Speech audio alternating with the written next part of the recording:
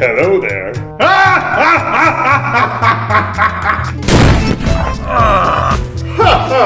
No. King! Oh, darling. Mais bordel!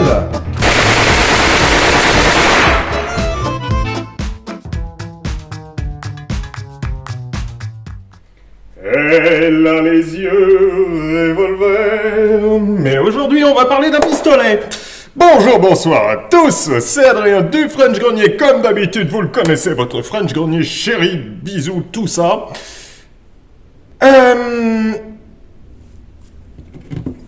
Luger P08.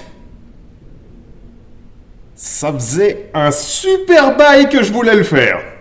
Pour vous donner une idée, je vous raconte un petit peu les coulisses vite fait. Mes dossiers de montage sont numérotés. Donc ça va de 2, 1 étant le générique, le premier.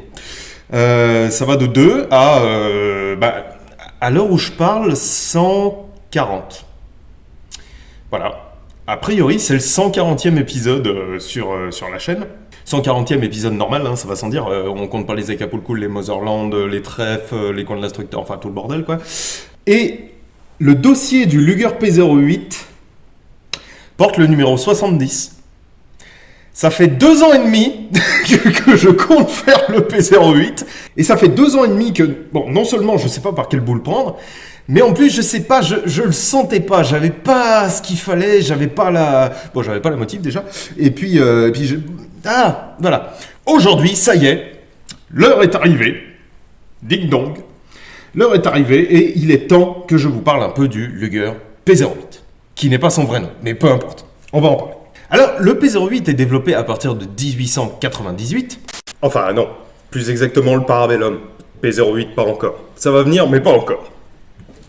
Glorieuse année, décidément, par Georg Luger. Bravo, monsieur. Alors, pour le développer, il part d'un truc... comment vous dire ? Je ne saurais jamais vous exprimer à quel point ce bidule me fait fantasmer. Je trouve ça fascinant, et cette fois au sens strict du terme, le Borchardt C93. Oui, ce truc a plein de défauts, c'est clair. Mais c'est exactement comme le Chauchat. Ça fait partie des trucs qui me font maxi rêver. Et je need, bordel, mais bon, les prix. Voilà. C'est surtout ça mon problème, c'est le nombre de zéros. Est-ce que ça tourne ? Ou est-ce que je parle dans le vide depuis 6 minutes ? Ah, c'est bon. Alors, parlons un petit peu de Georg Luger, justement. Figurez-vous qu'il a un parcours particulièrement atypique, ce brave monsieur. Alors, bon, en gros, je me souviens plus trop de sa jeunesse, je sais qu'il fait l'armée, qu'il se démerde d'ailleurs pas trop mal. Et puis, en fait... Après avoir quitté l'armée, il a toujours pas touché aux armes, à part pour s'en servir en tant qu'arme de service. Il a toujours pas touché à la conception, en tout cas. En quittant l'armée, il bosse comme comptable. J'ai rien contre les comptables, hein, ils me dépannent bien, mais quand même, je vois difficilement un métier plus éloigné du mien. Parce que, je m'en rends compte juste maintenant, c'est une grande fierté, mais c'est vrai qu'en soi, je fais le même boulot que Georg Luger. Ou Paul Moser. C'est ouf quand même. C'est vrai que je m'étais jamais posé la question, merde. Bref, donc il travaille comme comptable et ensuite il va à la gestion du Jockey Club qui n'a rien à voir avec des chevaux. En fait, c'est un cercle social à Vienne, un peu comme le sont le Rotary ou le Lions de nos jours, quoi. Vers 1875, Georg Luger rencontre un mec particulièrement, boulonné dans son rôle de concepteur d'armes, Ferdinand von Mannlicher. Mannlicher, le magasin Mannlicher notamment, mais pas que.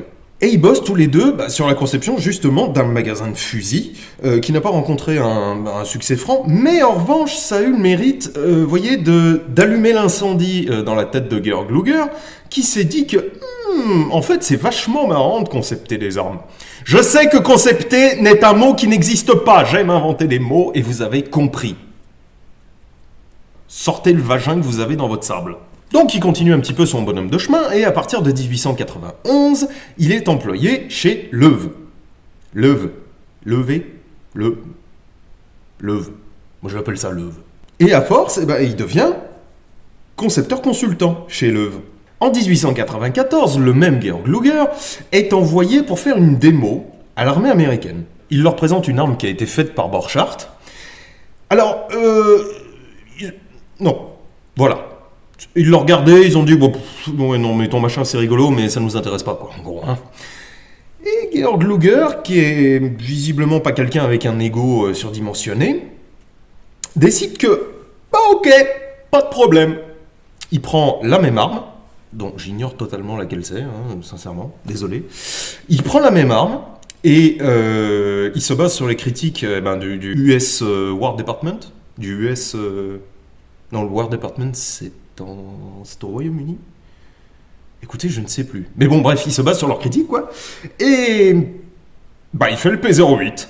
Alors évidemment, on va en reparler, mais le succès est phénoménal pour Georg Luger, mais surtout pour DWM, donc Deutsche Waffenmunitionsfabrik, Berlin, qui en fait était le nouveau nom de la société Ludwig Loewe et compagnie, parce que le problème de Loewe, en fait, c'est qu'il était juif. Et je vous l'avais dit dans l'épisode qui était consacré au 1888, Loewe a énormément souffert de l'antisémitisme latent en Allemagne. Et comme le 1888 à ses débuts n'était pas top, il a vite fallu qu'il change alors non pas son fusil d'épaule, puisque en fait il était très bien ce 1888, mais il a quand même fallu qu'il change le nom de sa société, histoire que ce ne soit plus le sien. Et donc la société nouvellement créée DWM ne soit plus associée à une famille juive, histoire que les affaires puissent reprendre malgré les trous du cul qui se baladaient par là. Vous voyez. Qu'est-ce qu'il ne faut pas faire pour esquiver les connards ? Pour la petite anecdote, le contrat que Luger avait avec la DWM a été rompu, annulé en 1919, à la grande surprise de tout le monde, puisque la DWM continuait à se servir des brevets de Georg Luger pour faire ça. Et donc évidemment, il les a attaqués, et il a gagné. On aurait pu dire qu'il se serait fait des couilles en or, le problème c'est qu'à ce moment-là, il était ruiné, en grande partie par les actions judiciaires contre la DWM. Et donc, Georg Luger n'a pas fondamentalement eu la fortune qu'il aurait dû avoir. Alors, juste avant de tirer, parlons un petit peu de ce petit bijou. Il fait 870 grammes, ce qui est très bien, en vrai. C'est léger comme pistolet. Ça compète assez facilement avec des trucs modernes en polymère qu'on a maintenant. Il a été fabriqué donc par la DWM, par Simpson, par les arsenaux impériaux d'Erfurt, par Krieghoff, plus étonnamment par Vickers. Alors, Vickers n'a jamais fabriqué de P08, ils les ont assemblés. Mais quand même, c'est assez étonnant.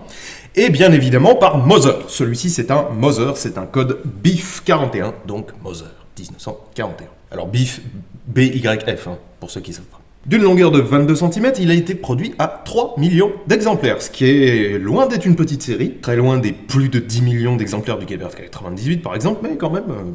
pas mal. Il a été en service en Allemagne de 1904 à 1953, si je ne me gourre pas, ce qui en fait une carrière assez longue, surtout à un moment où en fait l'évolution des armes à feu, et notamment des armes individuelles de poing, était vraiment très rapide. C'est pas mal. Il a été aidé en ce sens par une certaine dèche ambiante, mais quand même, c'est pas trop mal. Et il est resté en service dans d'autres pays jusqu'à 1970, figurez-vous. Dont chez nous d'ailleurs, on va en parler. Allez, on va tirer un petit peu. Donc pour ceux qui connaissent ce P08, c'est le P08 de mon papy chéri, de mon grand-père à moi que j'aime, qui me l'a légué sans même le savoir, puisque je l'ai récupéré des années après sa mort.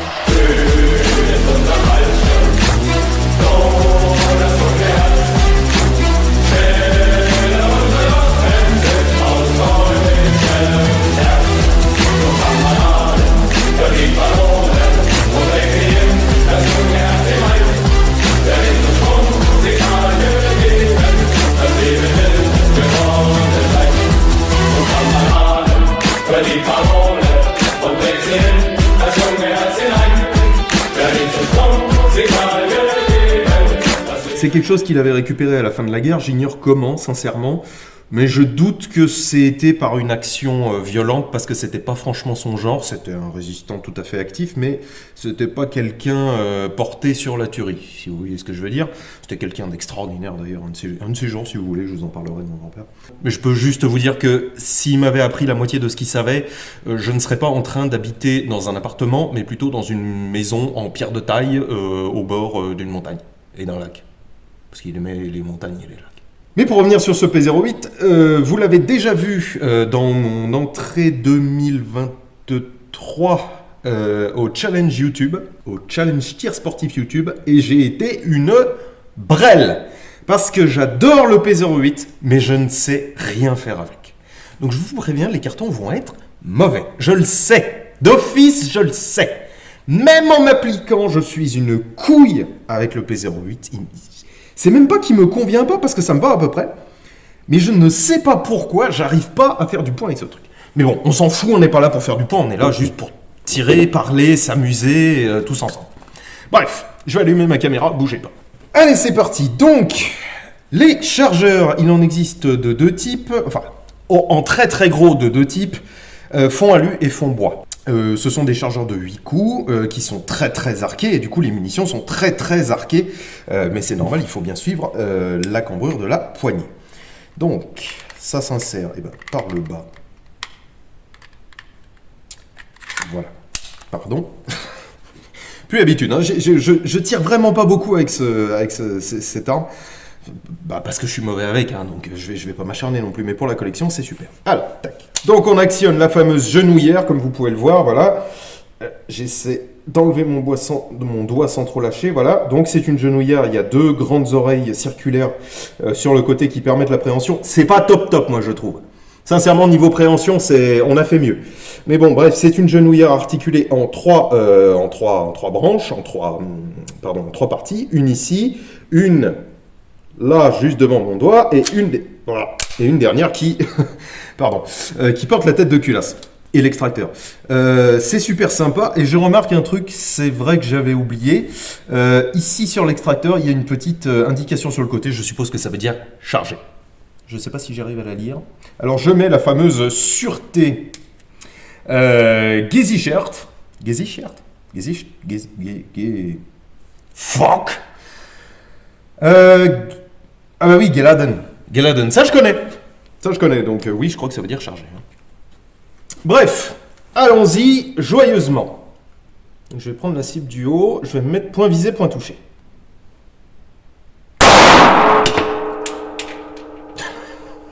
Et je suis donc sur la cible du bas.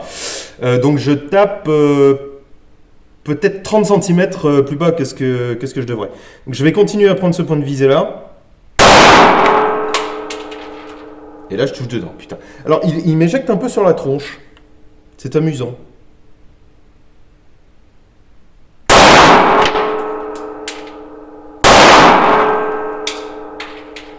Ah.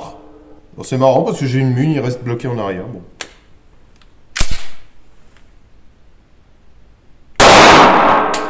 Là, j'ai mis un coup de doigt, mais alors magistral. Je l'ai senti en le faisant. Alors, la queue de détente du P08... est extrêmement spongieuse. Parce que, en gros, la queue de détente est ici et... Attendez, je vais voir si je peux vous montrer. Donc, je suis vide. Putain. Et j'enlève la plaque de recouvrement. Et je me suis bousillé un doigt en le faisant. Attendez, hop, voilà. J'enlève la plaque de recouvrement de la gâchette. Donc là, vous avez votre queue de détente avec ici un petit creux, une entaille, qui va venir permettre d'appuyer sur cette pièce-là qui est dans la plaque de recouvrement, laquelle va appuyer ici sur une partie qui est là, donc la barrette de transmission qui est là sur le côté, et qui va permettre de lâcher le truc. C'est beaucoup d'opérations. Vraiment. Le moins qu'on puisse dire, c'est que c'est tout sauf une détente directe, quoi, mécaniquement. Ce qui fait que, oui, bah, c'est spongieux. Voilà. C'est vraiment très spongieux, il faut s'y faire, et personnellement, je ne m'y suis toujours pas fait. Donc, vous remarquerez que, donc, lors du relevé de cette culasse en deux parties, le canon recule. Voilà. Alors, pourquoi le canon recule? Ça, c'est une bonne question. Sincèrement, je pense que je me suis jamais posé la question d'ailleurs. Pourquoi est-ce qu'il recule? Pourquoi est-ce qu'il recule? Probablement pour permettre à l'ensemble d'aller attraper la cartouche qui est derrière. Je suppose. Alors ça, sincèrement, c'est... Aucune idée. Quand je vous le dis, hein, que je prépare pas mes épisodes, c'est pas une blague, hein, j'en sais rien. Juste, j'en sais rien. Juste à l'arrière là, de la genouillère, il y a la hausse. À l'avant, il y a le guidon, qui est un V très prononcé, très aigu, avec une petite bande anti-reflet, parce que c'est un militaire. Il n'y a pas de pièces bleuies, jaunies et compagnie sur les militaires, ils sont tout noirs. Voilà, avec des plaquettes en bois, très très belles. Alors, l'avantage vraiment de ce cadeau posthume de mon cher papy, c'est que il est raide neuf, ce truc. Je pense que depuis 1945, je suis le premier à tirer avec. Ce qui est un peu une honte, j'admets, mais voilà, ça m'aurait ulcéré assez rapidement, je pense, de ne pas tirer avec un truc comme ça. Alors, parlons vite fait du nom. Luger P08. C'est absolument pas son nom. C'est cool, hein. Son sobriquet officiel, on va dire, c'est le Parabellum. Donc, Civis Pacem Parabellum, si tu veux la paix, prépare la guerre, ultra connu. Alors, la théorie majoritaire, sincèrement, je ne sais pas si c'est... Je sais pas. Je ne sais pas si c'est ça, mais ça me paraît cohérent. C'est que Parabellum, c'était l'indicatif téléphonique de la société DWM.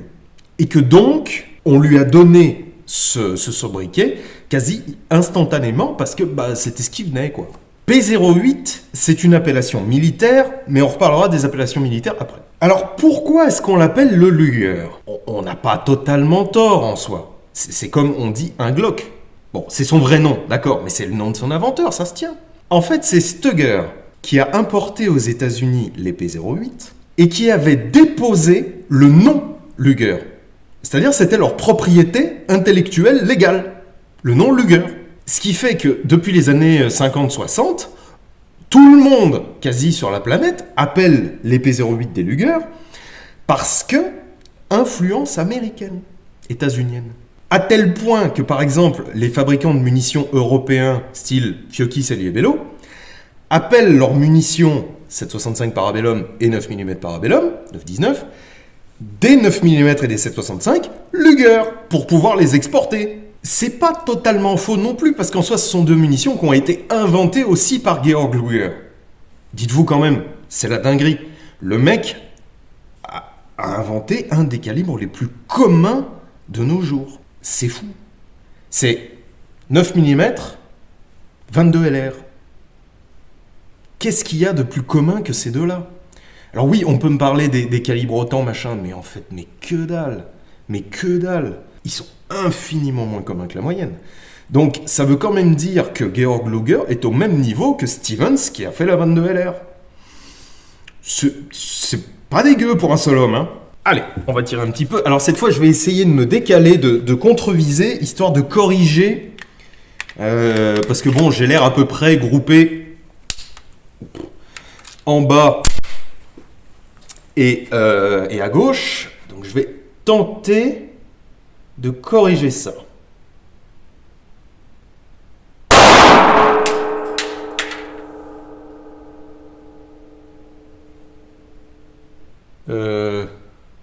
Ah si, je le vois. Ah si. Ah, pas mal.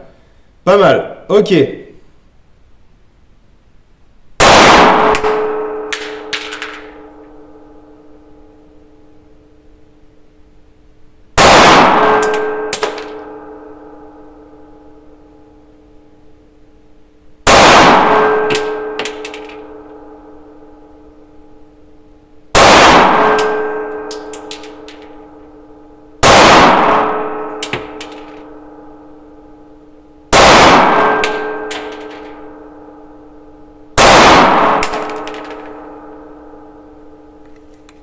Alors, de deux choses l'une, parce que j'en vois deux, peut-être trois.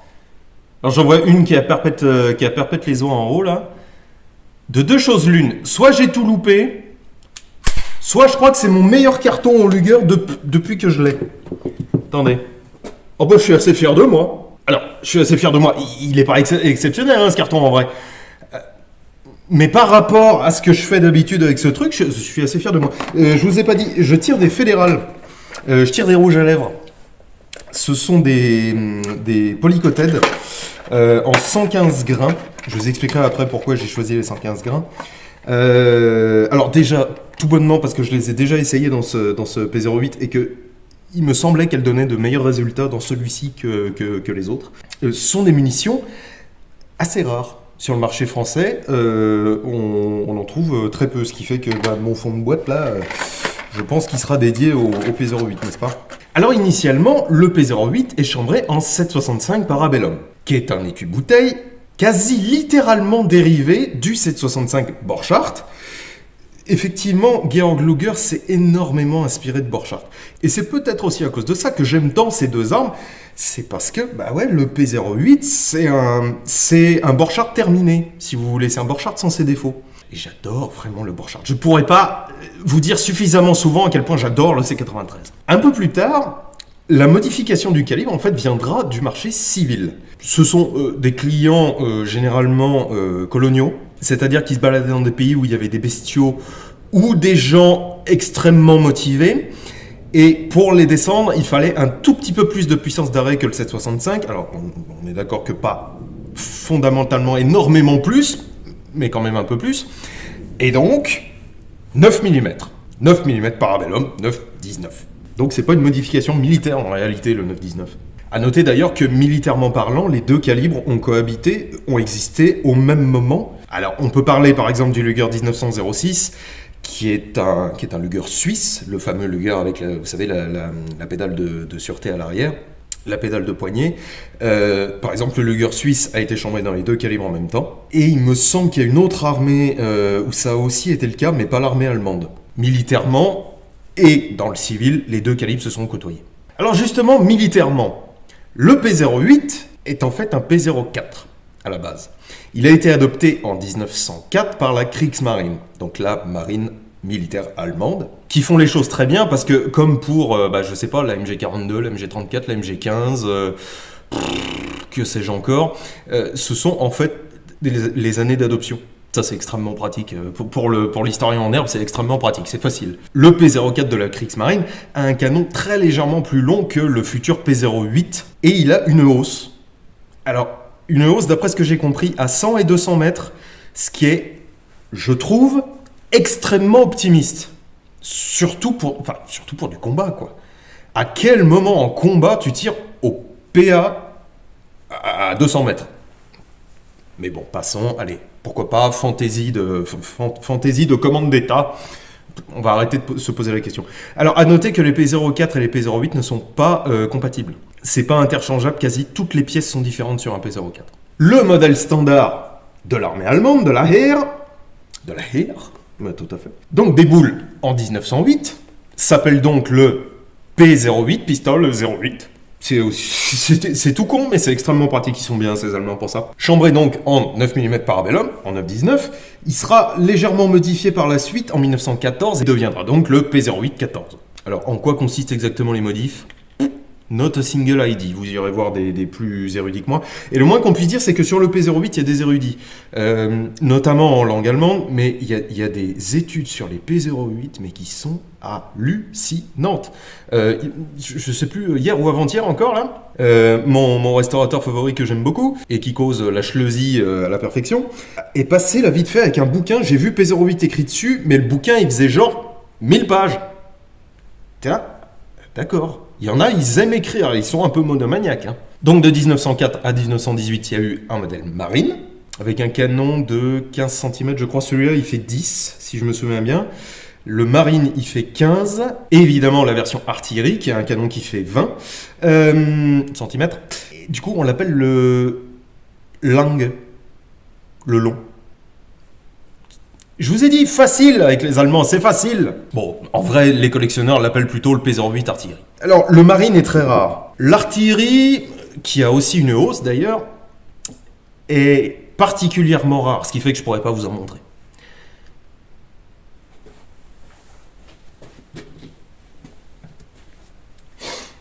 LOL! Bien sûr que si, que je peux vous en montrer un. Ah ah, le voilà le Lang. Voici un P08 artillerie de 1917 avec un monogramme de la DWM qui est absolument sublime, bordel.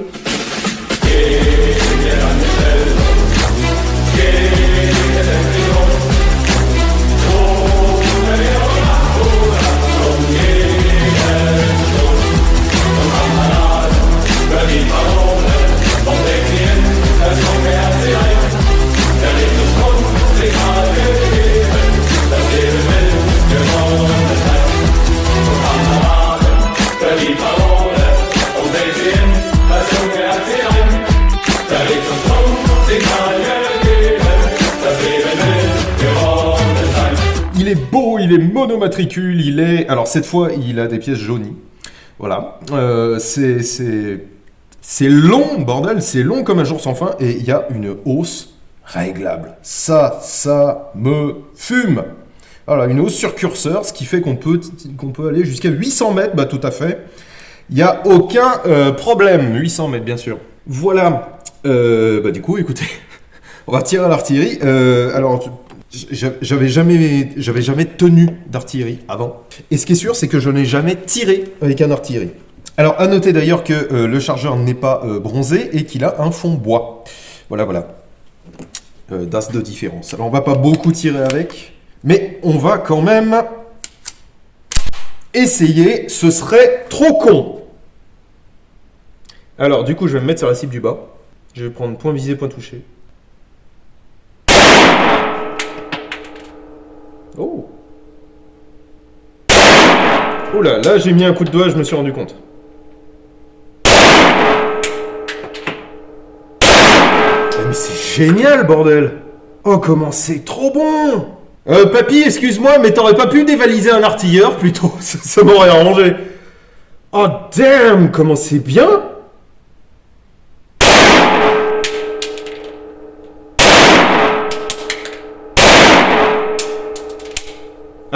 Oula, clic. Ah, je suis vite, pardon. Il n'est pas resté en arrière, je sais qu'il a un petit défaut, celui-ci.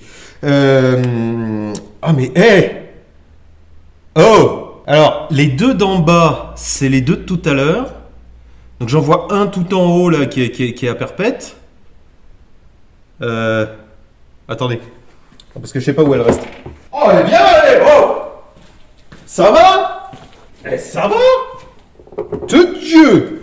Ndidiou. C'est bien ça. Mais c'est... Oui, attendez, je suis pas à court d'interjection encore. C'est... Oh.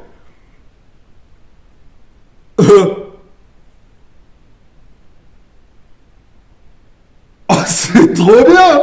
Ah, attendez. Oh. Attendez, Non. Pardon, hein, mais non. Non, je m'en fais encore 5. Je m'en fais encore 5, c'est juste trop bien. Alors, donc le chargeur, il y a un bouton poussoir à côté, mais j'utilise ça que je vous raconterai après. Non, mais attendez, 2 secondes là. Ah, mais c'est trop bien. C'est trop bien. Oh. Là, vous voyez, sincèrement, je pense que c'est une des rares armes de poing qui me fait plaisir, quoi. Ah là, on serait dans un trèfle, il aurait une note de dingue, lui. Oh, damn. Oh, merci, Georg, hein. C'est cool, ton truc, vraiment. Je sais pas qui a eu l'idée de mettre un canon comme ça, mais du coup, c'est vachement bien, ça bouge plus. L'organe de visée est top. Vraiment, cette hausse-là, elle est top. Elle est beaucoup plus agréable que le cran fixe, je trouve. Alors, du coup, c'est... Quoique... Attendez. On a une ligne de visée un tout petit peu moins longue qu'avec le P08 normal. Et donc, je suppose, encore moins longue qu'avec le Marine. Mais... Oh la vache! Oh, si j'avais du pognon... Oh, je vous jure, c'est ça que je prendrais. Oh, mais c'est bien. Alors, je viens de changer de munitions. Je suis passé sur des Fiocchi RHFP. Je sais pas ce que ça veut dire, mais c'est pas grave.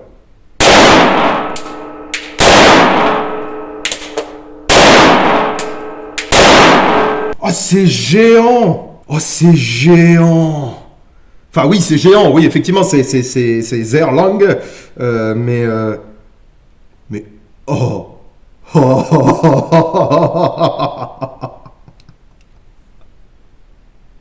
Oh, c'est génial, ce truc!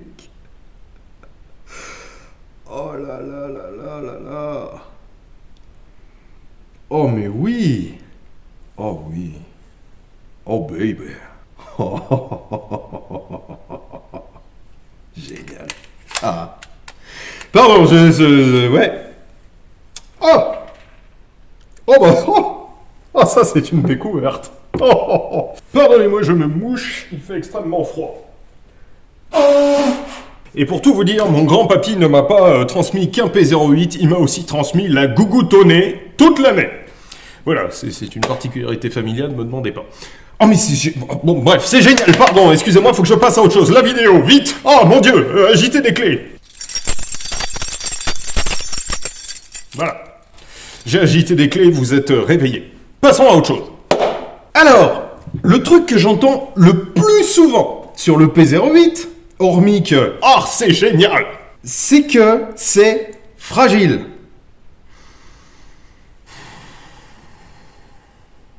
Apportons un peu de nuance. Tu te crois drôle, le stagiaire? Merci. Apportons un peu de nuance. Oui, cette culasse en 3 parties... D'ailleurs, tiens, ce que je peux faire, c'est vous la démonter un bon coup, histoire que vous puissiez voir. Donc, on enlève, bien entendu. On pousse sur le canon pour démonter. Donc, on pousse comme ça. On déverrouille ce levier. On sort la plaquette de recouvrement de la gâchette. Et hop là, voilà. Tout simplement, on le fait glisser vers l'avant. Donc là, vous avez votre carcasse. Et là, vous avez le reste des boyaux. Vous avez l'axe... ici que j'arrive pas à pousser pour une raison qui m'échappe, mais c'est probablement parce que j'ai froid aux doigts. Voilà. On sort cette grosse goupille. Et vous avez... hop là, voilà. Le reste de la viande qui sort. Donc ça, c'est votre boîtier canon. Voilà. C'est vissé. Oui, c'est vissé. C'est super sympa. Donc... Ah oui, j'avais oublié ça. Bon, je peux pas vous le dire, mais... Oh, ouais. Oh. Oui, quoi que si, je peux vous le dire, en fait. Le numéro de série, c'est 1789. Est-ce que mon grand-père l'a pris pour ça? Je ne sais pas, mais ce serait bien son genre. Donc, vous avez ici votre fameuse genouillère en 3 parties. Donc, c'est monté sur ressort à l'avant. Franchement, l'ensemble percuteur est superbement intelligent. En fait, il se dévisse. Il se dévisse. Vous sortez ça en dévissant cette grosse tête de vis là en quart de tour. Et le ressort de percuteur sert également de ressort de charnière. Ce qui est juste d'une intelligence mais folle, quoi. Ça, c'est génial. Et donc, vous avez votre culasse en 3 parties, là, avec sa fameuse genouillère. Voilà, bon, en dehors du fait que c'est super esthétique et super crade, c'est vraiment topissime. Et donc, on est d'accord que ce design, comme il applique une contrainte sur cette pièce-là, là où il y a les grosses oreilles, là, comme il applique une contrainte ici, on est d'accord que c'est pas le design le plus rigide du monde. Ça, d'accord. Mais c'est pas une faiblesse. Il est juste fait comme ça, et en fait, il marche comme ça. Il y a 2 trucs à prendre en compte. Le moins important des 2, en réalité, c'est la munition. Il y a eu, surtout en France, des productions de 9 mm particulièrement péchues. Et donc, ce ne sont pas des munitions de pistolet. Elles sont plus péchues. Elles sont faites pour faire cycler des masses beaucoup plus importantes que celles-ci. Comme la MAT 49, mais pas que, hein, bien entendu, ça n'a pas été qu'en France, cette histoire. Et donc, on est d'accord, il vaut mieux ne pas prendre de munitions trop péchues. C'est pour ça, par exemple, que je ne tire pas les Fiocchi 124 grains dans ce truc-là, parce que ce sont probablement les munitions grande série les plus péchues du marché. Ça le fatiguerait prématurément. Voilà. Mais c'est pas en fait pour ça que les genouillères cassent. Les genouillères cassent parce que là en dessous, là il y a le ressort principal. Or, les ressorts principaux de Luger, de Parabellum pardon, je commets une faute de langage, n'est-ce pas? Fatigue très vite. Les ressorts d'origine, non seulement ont été particulièrement utilisés, ils ont été sous contrainte pendant longtemps, donc ça s'use, évidemment, mais en plus, ils n'étaient pas d'une qualité extraordinaire de base. Donc le premier truc à faire quand vous obtenez un P08 pour vous, c'est de changer le kit ressort. Ça se trouve et ça ne coûte même pas 1/10 du prix de l'arme. Vous allez lâcher 80 balles et encore. À l'heure où cette vidéo sort, a priori, j'ai réussi à en rentrer chez moi pour la moitié de ce prix-là encore. Donc, même pas un 20e du prix de l'arme. Vous allez lâcher donc 40 à 80 balles pour sauver une arme à 1005, 2000, 2005, 3005 dans certains cas. Plus même encore dans certains cas. À quel moment vous hésitez, en fait? Les ressorts d'origine, bien entendu, vous les gardez dans un coin, mais vous tirez avec des ressorts neufs. Et ça, croyez-moi, ça va éviter mais 80% des problèmes. C'est ça, la vraie fragilité du P08, ce sont ces ressorts. On va remonter ce bazar, donc je vous fais un petit tutarme par la même occasion. Donc vous prenez votre boîtier, vous refaites glisser, il y a un rail, attendez, je le vois pas. Il y a un rail, je vais y arriver, voilà. Il y a un rail, vous refaites glisser votre genouillère dedans, vous la pliez un petit peu pour pouvoir remettre la fameuse grosse goupille, vous vous méfiez, elle a un sens. Voilà. Vous remettez votre glissière à plat. Et c'est là où il faut se méfier. Ça, c'est l'erreur que tout le monde fait. En fait, un P08, ça se remonte pas comme ça. Ça se remonte comme ça. Donc, vous avez bien entendu les deux rails de chaque côté. Vous faites glisser, enfin, vous l'enclenchez là-dedans. Vous faites glisser. Et vous vous débrouillez pour que cette pièce, là, vous voyez, elle est derrière, reste en l'air. Coincée, plaquée, on va dire, dans ce sens-là. Contre la culasse. Limite, vous pouvez carrément le remonter comme ça. Voilà. Et à l'arrière, là, vous avez ici deux griffes. Et bien en fait, votre pièce, il faut qu'elle tombe dans les deux griffes. Voilà. Et ne serait-ce que là, sans même avoir à remonter le reste, vous savez d'office, si c'est en tension, voilà, si là vous avez une tension, c'est que vous avez bien remonté. S'il n'y a pas de tension, c'est que vous vous êtes foiré et que c'est passé derrière les deux griffes. Enfin, d'ailleurs, vous ne réussirez pas en général à refermer votre arme. Donc, vous poussez contre votre canon, vous reposez la plaque de recouvrement de la gâchette et voilà, vous serrez le levier et c'est tout bon. Vous avez, bon, vous faites, hop là, un petit coup à sec, histoire de vérifier que tout va bien. Et c'est bon, vous avez remonté votre P08. Formidable. N'est-ce pas? Allez, on va se refaire quelques munitions. Et donc, je vais vous expliquer une chose. Déjà, je vais vous montrer, eh bien, le holster que j'ai. C'est celui de l'arme. Il était dedans. Bref, tout va bien. Il est daté 1940. En code WA 300. Voilà. Et il est de chez Reichel Lengefeld. À Lengefeld.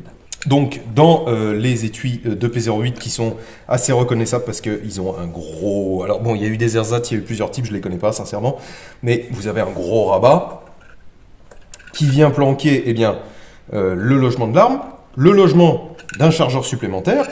C'est facile, vous le reconnaissez, il y a eh bien, l'arrondi qui permet de choper les oreilles du chargeur pour le sortir plus facilement. Et juste ici, là-dessous, vous avez cet outil qui se range comme ça. Tchac, voilà. Et ça, alors, c'est à la fois un tournevis de démontage, des plaquettes en grande partie, puisque les plaquettes sont retenues par une seule vis. Ici, elles sont retenues en fait à crochet. Et surtout, cet objet, ça vous sert au chargement. Et ça, c'est marrant parce qu'il y a très peu de monde qui le sait, en fait. Proportionnellement au nombre de possesseurs de P08, il y a très peu de monde qui le sait. En fait, vous mettez cet objet-là sur le poussoir, et c'est cette partie-là sur laquelle vous allez mettre votre pouce. Et oh, surprise, d'un coup, ça devient vachement plus simple. C'est tout con, mais bon, c'est comme ça. Ah, ça fait plaisir quand même de faire un épisode sympa comme ça sur une arme sympa. Je m'amuse. Puis alors, cette artillerie, oh, il est formidable. Allez, on va tenter de conserver notre moyenne, maintenant qu'on a à peu près trouvé comment on fait, et de rester précis. Alors, on va tenter de faire un peu une main. Au revoir, Shoshana. Je sais que c'est encore une fois pas le bon film, enfin la bonne arme.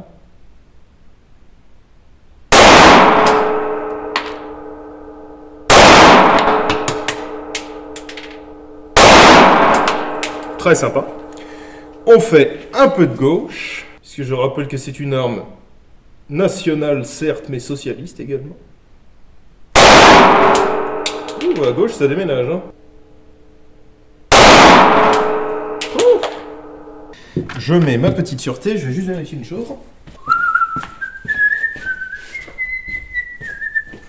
C'est tout bon.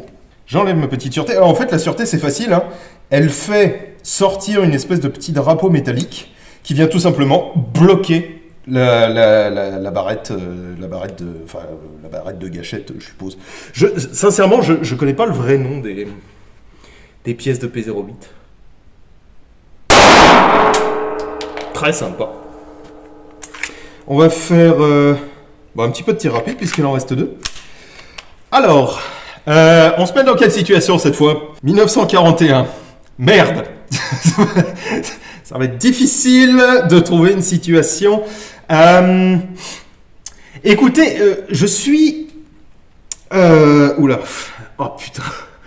Comment trouver une situation qui me mette pas dans la merde vis-à-vis des social justice warriors? Je suis un brave civil, n'est-ce pas? Allemand, n'est-ce pas? Qui n'a rien à voir avec qui que ce soit, et un cousin éloigné m'a prêté ce pistolet pour que, écoutez, je puisse me faire mousser auprès des filles. Car c'est une époque où, potentiellement, une arme peut encore vous faire mousser auprès des filles.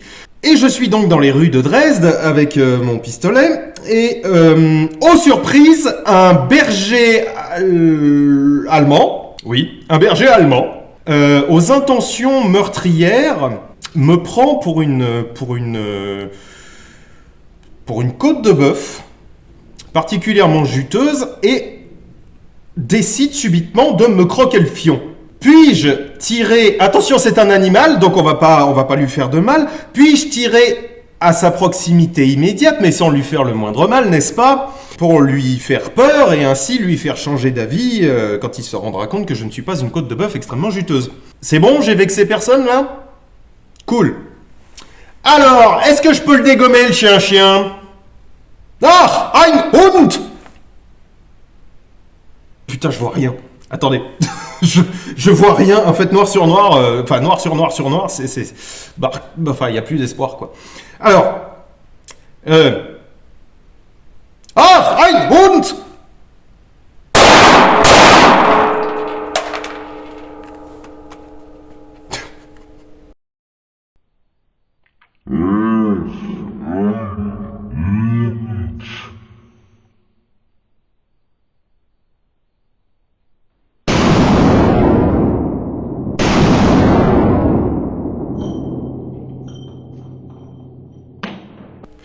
D'accord. Je sais pas. Vous verrez la caméra, vous me direz si j'ai terminé en plat de résistance ou pas. Ah, c'est super. C'est vraiment super. Bon, évidemment, il a les aigles à roulettes partout, hein. Il est en code 655, je crois. Ce qui est parfaitement normal. Il est pur jus, ce truc, hein. Faut pas chercher, j'ai vérifié. Non, c'est super rigolo. Mais je suis vraiment agréablement surpris de mon carton, là, parce que, à moins que j'ai tout mis dehors, ça m'a l'air d'être correct, hein, d'ici. Bref. Alors, le P08 a donc eu de très très nombreux utilisateurs, civils et militaires. Je vous fais même pas la liste des pays utilisateurs militairement du P08 parce qu'elle est longue comme le bras.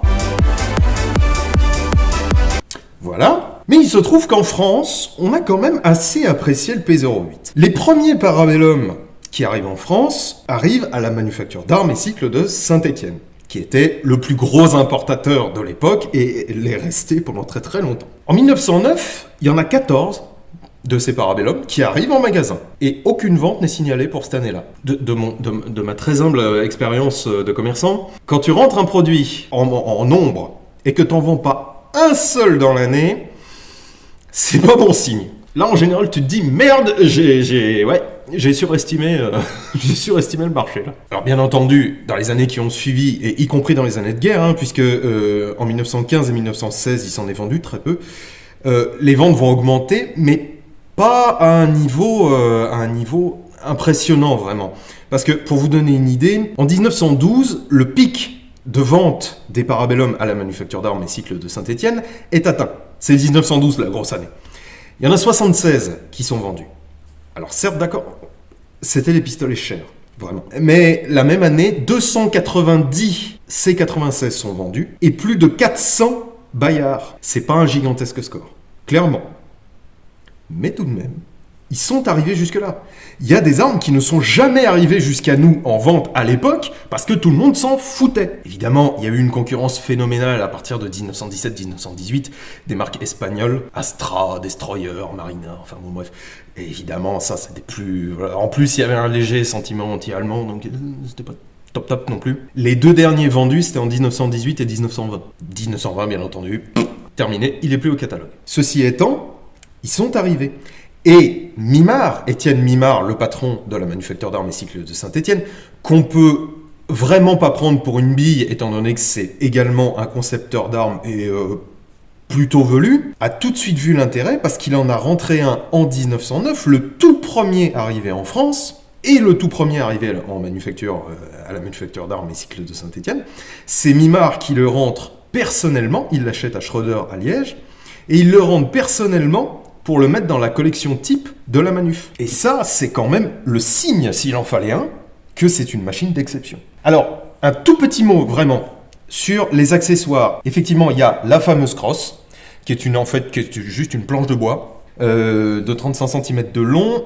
La planche est tout à fait standard, elle est tout à fait banale. En revanche, le crochet porte toujours le même numéro Clarme, pour une simple raison, c'est qu'en fait, les verrouillages étaient finis à la main et ajustés à la main sur les P08. Et c'est assez rare que ce soit interchangeable, vous voyez. Stop!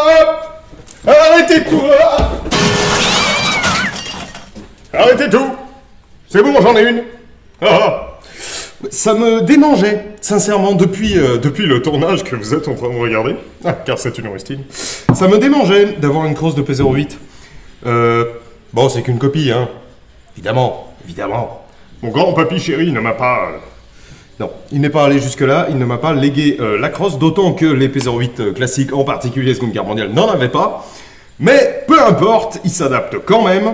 Alors, comme je vous le disais, c'est adapté au cas par cas. Et donc là, vous avez le verrouillage. Et ben, je peux crever pour verrouiller, car cette crosse n'est pas adaptée à ce P08. Et je n'ai pas encore trouvé comment est-ce que j'allais faire, sans modifier le P08, bien entendu, parce que c'est pas... Certes, ces reproductions de crosse sont chères. Sincèrement, 120 balles pour ça, 140 balles, je crois même. Oh, ça m'a fait un peu mal au derche, pour ne rien vous cacher. Mais il n'est pas question, pour une crosse à 140 balles, qui est jamais qu'un bout de planche, et encore, deux palettes, il n'est pas question que je modifie le P08, je vais modifier la crosse. Mais on va quand même tester, parce que je suis extrêmement curieux, je l'ai reçu hier. Et j'ai très envie, très envie de tester. Alors à noter que...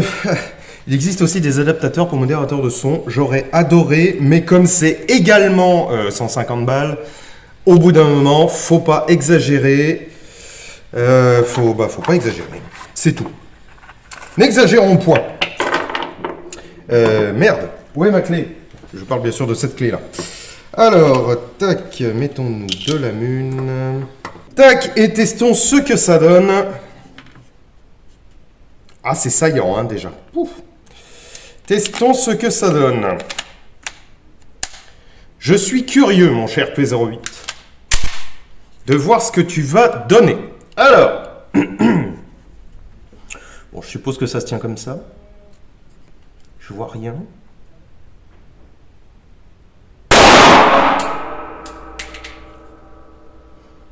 Oui, d'accord. Ouf. C'est vivace, hein. Ça bouge un petit peu. Je vous dis pas que ça kick. Parce que c'est pas le cas, mais c'est vivace, hein, je trouve. Quoique, hein.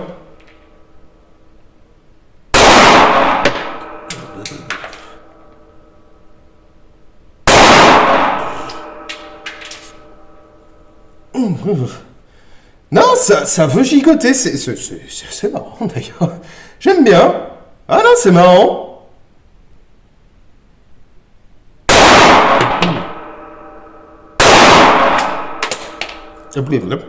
Alors du coup, c'est vrai qu'on est un peu proche, ça pougne un peu la bouche, mais, oh, c'est bien, eh. Ah, oh tiens, oh, agréablement surpris, n'est-ce pas? Oh, ouais, tiens, oh, tiens. Oui, sa petite auto. J'aime assez. Du coup, c'est plus trop la même... c'est plus la même manipulation, quoi, vraiment, hein. Mais, non, c'est marrant. Attends, on va faire un peu de gauche. Oh. Maintenant que j'ai une PCC Luger. Ah oui, mais attends, je suis censé changer de main, je suis con. Oh. À gauche, c'est quelque chose, hein.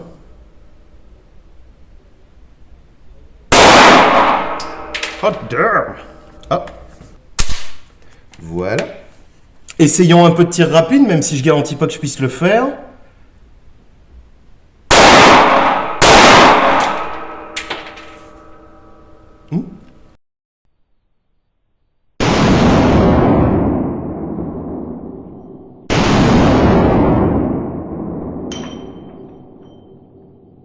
C'est intéressant.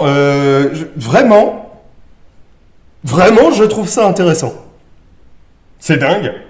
D'ailleurs, petite anecdote rigolote, quand j'ai fait la miniature, je n'avais pas de crosse, bien entendu. C'est une bonne vieille miniature putaclic, n'est-ce pas? Maintenant que j'en ai une, je comprends si ça vous a attiré. Car en effet, c'est assez rigolo. Même en copie, puisque bon, à part pour la collection, mais sinon, pour le dire, c'est la même chose, hein, c'est un bout de bois. C'est un bout de bois. Non, c'est... Hey. C'est sympa, c'est un achat que je ne regrette point, n'est-ce pas? Alors c'est très frustre, hein, mais surtout que c'est littéralement... c'est littéralement un bout de planche, quoi. Un joli bout de planche, mais à part ça, c'est un bout de planche. Mais c'est pas mal. Franchement, c'est marrant, et effectivement, pour celui qui veut alterner entre carabine et pistolet... Moi qui avais un petit peu envie de me prendre une PCC... Oh bah c'est bon, je l'ai. Une P08CC. Une PC08 PCC08 PCC8. Je vais breveter le nom. Bref, fin de la rustine. Il y a eu également le fameux chargeur escargot qui marche, d'après ce que j'ai compris, assez aléatoirement. Mais bon, c'est drôle et c'est assez beau. Moi, je trouve assez beau ce chargeur escargot. Alors, à noter un truc qui me semble, si je dis pas de bêtises, mais bon, les aficionados me corrigeront sans doute. Dans les tontons flingueurs, il y a un P08 avec chargeur escargot, je crois. Je le trouverai peut-être. C'est quand même dingue les trucs qui ont servi d'accessoires de cinéma alors que c'est ultra rare. J'en ai jamais vu. Sur le marché, moi, j'en ai jamais vu. Je sais que j'ai des collègues qui en ont vu. Je sais que j'ai un non, c'est pas un confrère, mais un bon ami qui en a un en collection perso. Bon, voilà, moi, j'en ai jamais eu sous les yeux. Alors évidemment, j'en ai pas parlé, mais le P08 continue sa carrière sous le Troisième Reich parce que manque d'armes. Voilà. Et puis aussi parce que désir particulier d'officier.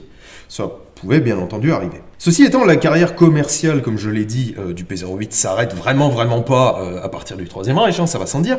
Et notamment, pour la petite anecdote, des P08 seront vendus à l'URSS par l'Allemagne d'Hitler, à un moment où ils étaient bien copains, n'est-ce pas? Et comme ils sont pas restés copains longtemps, l'URSS a trouvé une manière un peu originale d'utiliser ce fardeau germano-armurier. Pour ceux qui connaissent l'épisode du massacre de Katyn, je vais pas vous expliquer parce que c'est long, vous regarderez sur Wikipédia, n'est-ce pas? Lors du massacre de Katyn, justement, par les soviétiques, ils ont utilisé des P08 histoire de dévier l'attention vers le Troisième Reich, ce qui n'était pas totalement débile.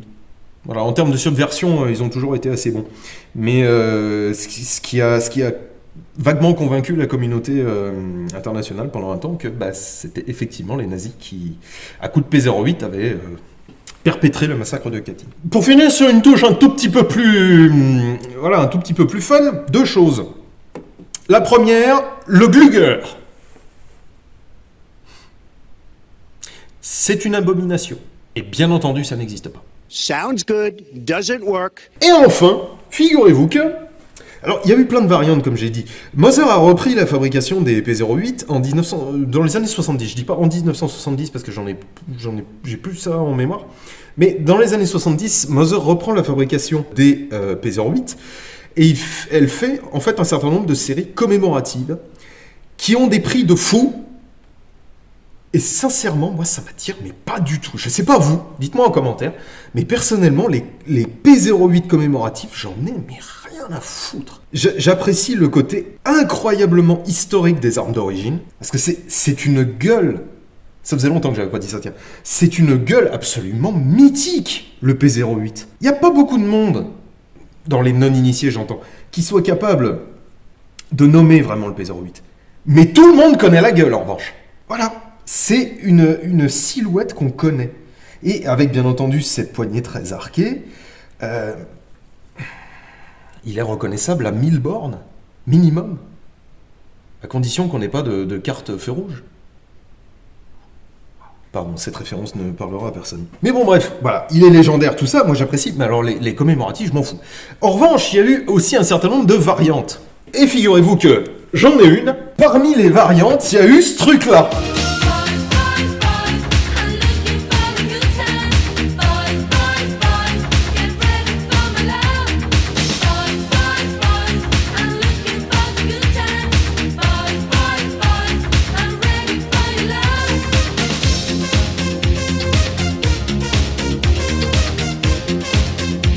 Alors ce truc-là, je pense, est une abomination.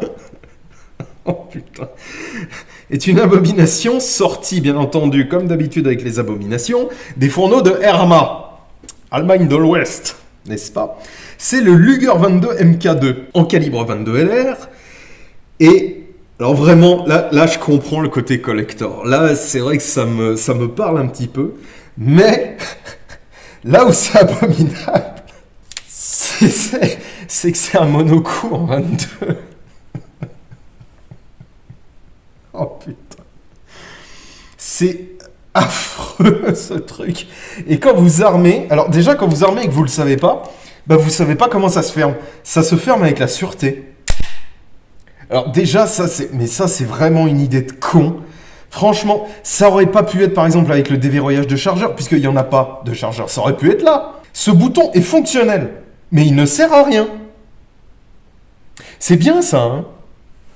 Imaginez, vous êtes dans votre bagnole, vous appuyez sur le bouton dégivrage, il marche, il s'allume, il est bien mobile, tout. Mais en fait, derrière, il y a juste un fil. Et puis il pendouille dans le vide. Même principe. Vous mettez un truc qui fonctionne, mais qui sert à rien.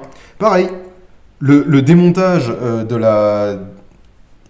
Il n'y a même pas de gâchette derrière, parce que c'est pas du tout le même système. Mais le déverrouillage de la plaque de recouvrement est là. Et il fonctionne. Mais il sert à rien. Bref, écoutez, on va tester ça. Parce que vraiment, j'ai pas envie de mourir bête. Et ça se trouve, le pire, c'est que ça marche bien. Donc... on va tester. Alors attendez. Ah oui, du coup, il faut que j'enlève. Alors attendez. Faut que j'enlève la sûreté. Que je mette ma munition. Et comme le percuteur sort, mais un truc de fou, c'est même pas super pratique. Putain. Alors c'est sans doute un coup de main à prendre, hein. Mais quand même. Voilà. Donc. Voilà. Je mets la sûreté. Ça a fermé, ça a même pas chambré, puisque c'est moi qui l'ai fait. J'enlève la sûreté. Et je suis prêt à tirer. Je vais me mettre sur la cible du haut. Alors, les organes de visée sont pas mal.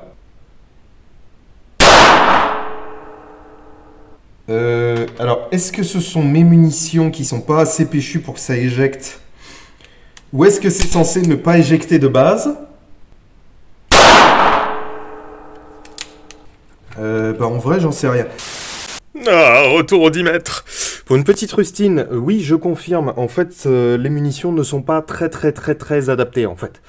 Je vais vous montrer. Voilà, donc là, c'est une Remington Golden Bullet. Bon, ça reste pas en arrière, mais c'est déjà ça. Ça, c'est une Winchester Super Speed. Et ça, c'est ce que je pense est une CCI Minimag, mais j'en suis pas absolument certain. On va voir.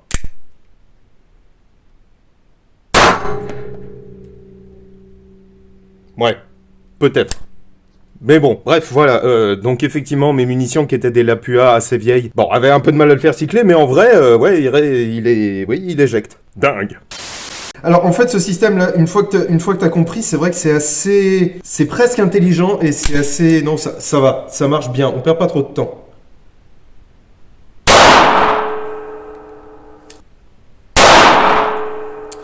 La queue de détente est pas top. Est-ce que je fais quelque chose au moins ou est-ce que je tire dans les champs? Ah non, ça va.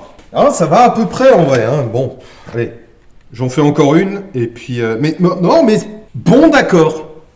Pourquoi pas? En vrai, pourquoi pas? Je peux pas vous dire que je déteste pas. Pour le fun de Luger, ça c'est un truc à avoir.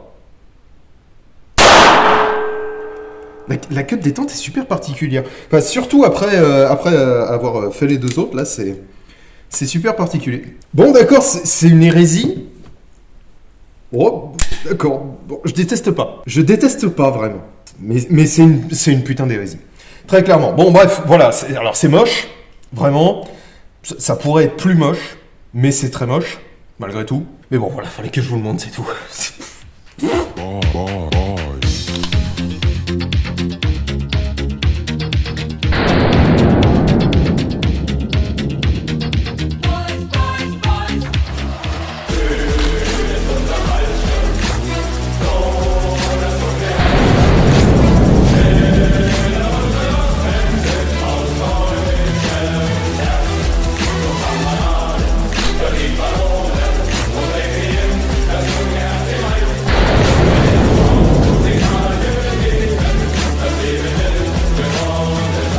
Bon bah écoutez, voilà, je suis bien content, vraiment. Là, je me suis éclaté, bordel.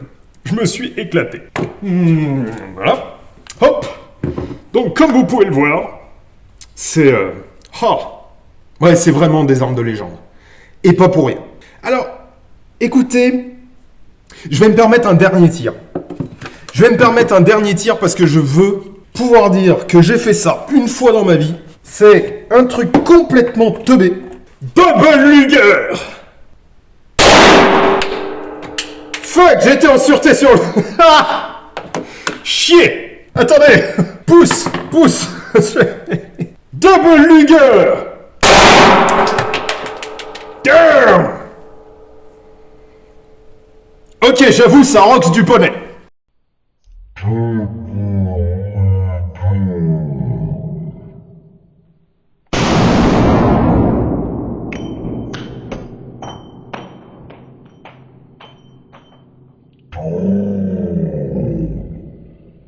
Très clairement, ça roxe du poney.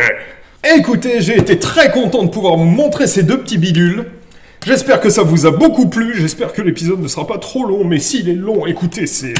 Comme tout ce qui est long, c'est bon. Donnez leur chance à ces parabellums. Je vais essayer de les appeler correctement. Vraiment, ils en valent la peine. Et notamment, bon bah, si vous avez le pognon, vraiment, artillerie, parce que c'est juste, moi ça me fait... de l'effet. Voilà. Bon, allez, mangez des légumes, buvez de l'eau. Je vous dis auf Wiedersehen à tous. Ciao!